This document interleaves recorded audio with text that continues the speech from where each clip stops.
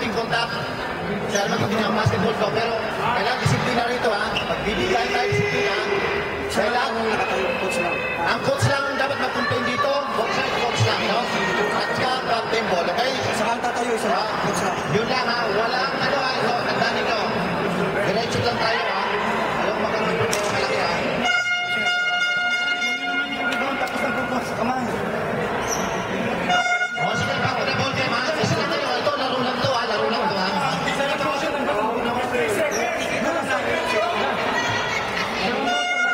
O sige, okay, nandiyan tayo. Focus na referee, okay?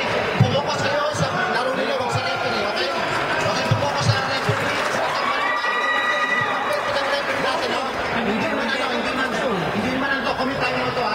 Hindi sila professional, no? Professional, pero hindi sila yung natawag nila. Focus kayo sa laro ninyo, dahil masisira yung laro ninyo ha.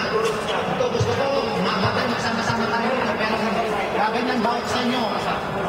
Ang sinabi ko, diretso na. Mawawala kayo sa liga. Kung sino pang gagawang trouble dito, kahit sino pa man kayo. Oh, back to the ball game.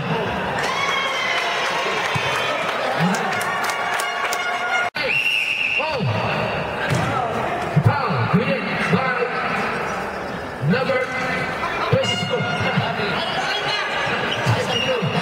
Okay, taas po kamay. Yan ang gusto ko, Coach Jobran. Yan. Mayroong yung pre-ident tayo. Okay, mga nakakain ng baboy. Manager, uniforme. Okay. Number 26, pass number 18, the game shot. Back to number 12. Harassed by, ano ba number na? Number 18, no good. Nakuha ni number 22. 22, dribble na dribble. Harassed by number 26. Good. Oh, foul committed by number 26. Yes, it's a foul. Nice. Yes.